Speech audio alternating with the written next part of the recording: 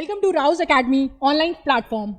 And so today we are going to see about the key differences between the 6th schedule areas and the 5th schedule areas.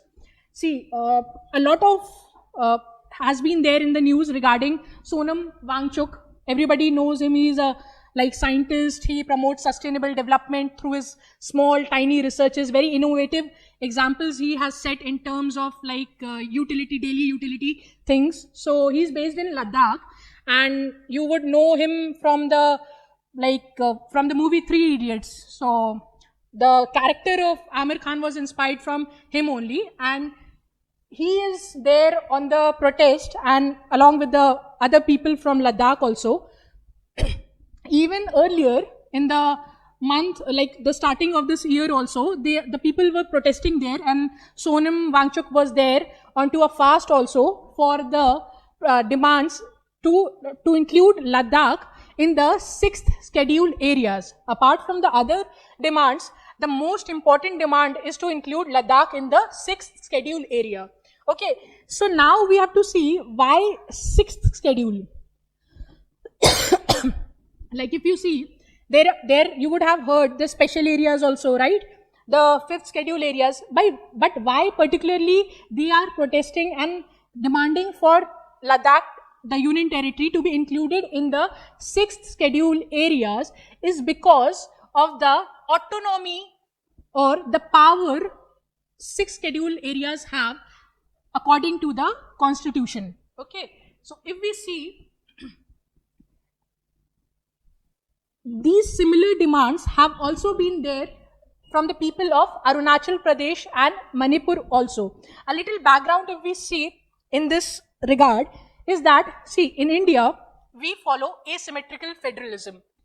Like in USA, they follow a concept of symmetrical federalism where every state is having equal power among themselves. Okay.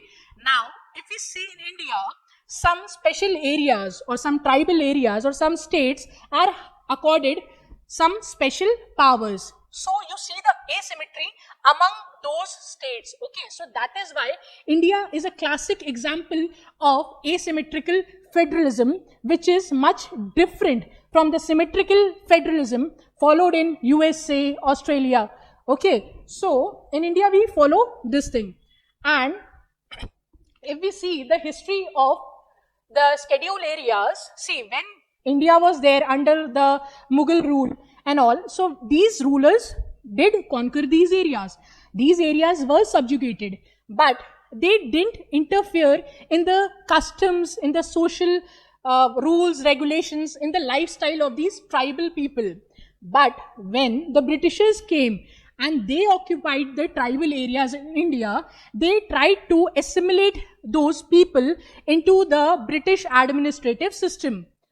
And the repercussion, the effect of those, when the Britishers were trying to forcefully gather them into their administrative systems, these tribal areas, the repercussion was there that there was a discontentment among the people, and you could see the tribal rebellions like the Coal Rebellion, the Santhal Revolt, the Munda Rebellion in these areas. And it took a lot of financial and administrative resources for the Britishers to curb these rebellions. Okay, you would have studied these things in history.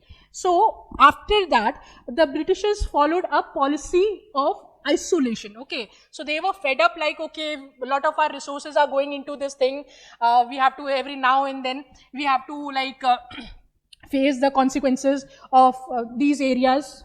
Okay, so they followed a policy of isolation and they demarcated these tribal areas into excluded and partially excluded in the Government of India Act of 1935. Okay, so this was way back in 1935 that they created two sets of areas, the excluded and the partially excluded, where those areas were to have a different set of rules and regulations to administers. Okay, so the 5th and 6th schedule areas, these two schedules in the Indian Constitution have somewhere been inspired from this policy of isolation, or you can say this administrative thing which they brought in the Government of India Act of 1935. And you also know, in general also we know that the Government of India Act 1935 forms a very like the foundations of our present Indian Constitution. A lot has been borrowed from that act. Okay, so this is a little overview background of the scheduled areas in India, and now to understand the reasoning behind these protests, or why they are particularly demanding to be included in the 6th scheduled areas, is because for that you have to understand the difference between 5th and 6th scheduled areas. That they can come in 5th scheduled areas also, right? But they are not. They are particularly demanding to be included in the 6th schedule. So why? What is the importance of 6th schedule, or what different thing 6th schedule offers from the other things or the other schedules? Okay, so we'll see that thing, we'll see the difference, and then only we'll be able to understand thing. See, in 5th schedule, okay, and in 6th schedule, the areas that are to be included in the 5th schedule are called as scheduled areas, and the 6th schedule are called as tribal areas. Presently, in India, 10 states are having scheduled areas. Okay, like see, in Andhra, Telangana, Jharkhand, Chhattisgarh, Odisha, Himachal Pradesh, Maharashtra, MP, Gujarat, Rajasthan. If you see all these states, much of the tribal population is there in those states. Okay, so when you see these states, there will be some pockets where tribals, the population, the percentage of these people will be high. Okay, so those particular areas could be defined as scheduled areas in that state. Okay, so 10 states are there, but in the 6th schedule, you have particular provisions for Assam, Meghalaya, Tripura and Mizoram. So the tribal areas in these 4 states, okay, particularly in these 4 states, were included at the time of the framing of the Constitution. So in 1949, these states were put in the 6th schedule based on Bardoloi Committee report. Okay, so they had classified these 4 states in the 6th schedule during after the independence only. During that, like when the Indian Constitution was to be framed, they had put these 4 states that time itself, and the areas in those were to be called as tribal areas. So this was done by the Constituent Assembly. A committee was formed, and based on their recommendation, this thing was done. Apart from these 4 states, wherever necessary, the schedule or the special areas are to be dealt by the 5th schedule. Okay, so the first difference is clear. Second,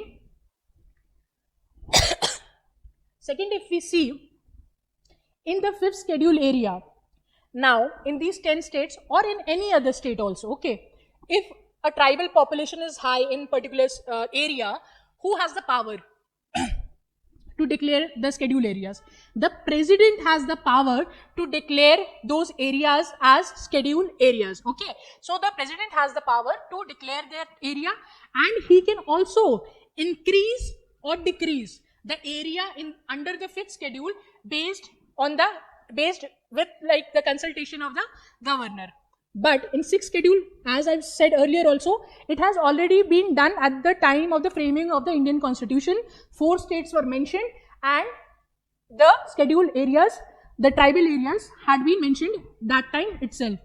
And in that case, the governor has the authority. Here, president is empowered to declare.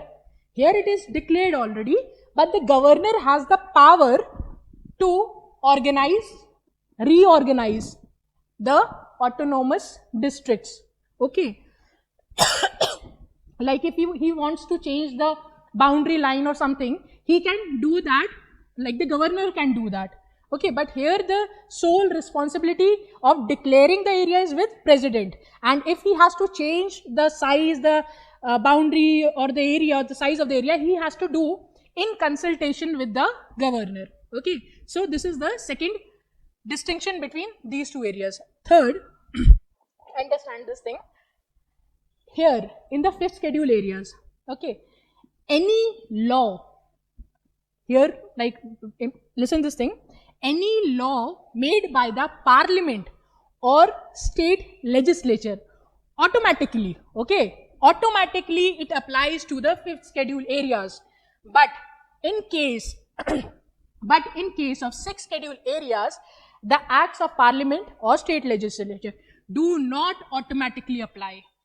Here the governor has to apply, okay, here it is getting automatically applied, and if the governor wants, he can exclude particular areas, but by default the parliamentary laws, the legislative assembly, state legislative assembly laws will automatically apply. The governor has to specifically exclude the areas if he want to keep those areas away from this law enforcement of the laws, okay.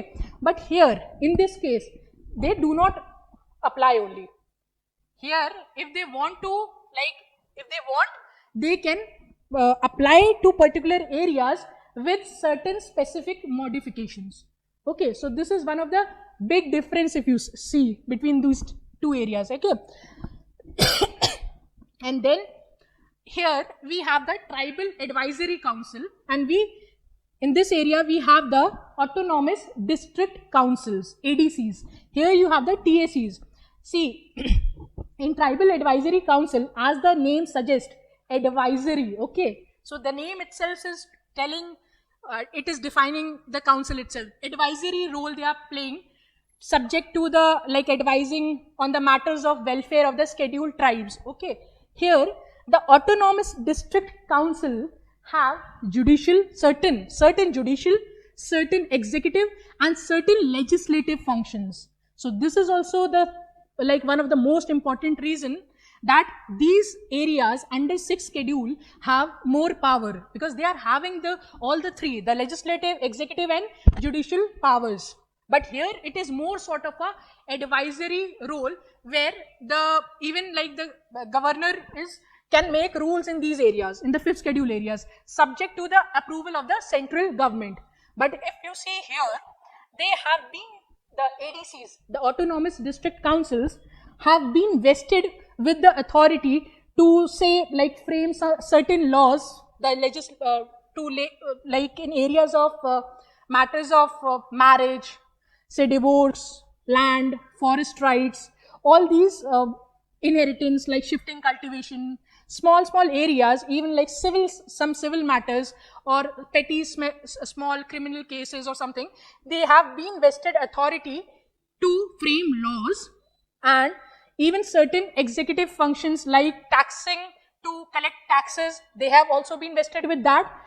And thirdly, judicial functions of on these particular areas like marriage, divorce, land, property, inheritance, land, all those things, some of the judicial functions are also there. And if the High Court wants to extend its jurisdictory power on those particular subjects, the High Court has to take in consultation with the governor. The governor will specify okay, High Court jurisdiction is there on these subjects or not. So the governor has to be there for applying the High Court jurisdiction to those particular subjects also. So this is the power of the 6th schedule areas, and that is why the protesters from Ladakh along with Sonam Wangchuk are protesting to be particularly include in these areas, because of the autonomy and the power this schedule provides to the people living in those tribal areas, okay. So this is the major differences. And the TAC, one factual thing, it has 20 members, of which 3/4 are to be from the scheduled tribe and from the state legislative assembly of that state, okay. So 20 members are to be from there. Here 30 members are there, in which 4 are to be nominated by the governor, and the rest 26 are to be selected on the basis of adult franchise, okay. So this is also one of the difference between TAC and ADC, okay.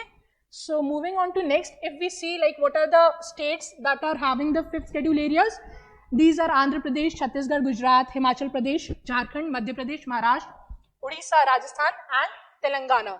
And you have been like studying geography, history, you would know the background that a lot of tribal population, different tribes are residing in these states. But not the whole state is not tribal. There are some pockets where the percentage of the tribal population is high. So those areas will be classified as schedule areas under the 5th schedule of the Indian Constitution. Okay, and these are the 4 states under 6th schedule, and these are the, like you see, 10 autonomous district councils mentioned in the schedule. Okay, so under Assam you have the North Kachar Hill district, Karbi Anglong district, Bodoland Territorial Areas District Council. In Meghalaya you have the 3 prominent hills, we know Khasi, Jenshia, Garo Hills, the district councils for those areas. Tripura Tribal Area District, and in Mizoram you have the Chakma District, Mara District and the Lai District Council. So this is the arrangement under 5th schedule and 6th schedule areas, and that's why like these people are protesting. Okay, so it has been there in the like at the starting of this year also, this was in news now again. So these topics become important for the upcoming prelims, like that will be held in 2025, because then and now this news is there around us. Okay, so these are the foundation batches. These batches you can follow, and you can get us, you can connect with us on the social media platforms. Okay, and we will soon be coming to Hyderabad also, so let's meet there. Thank you.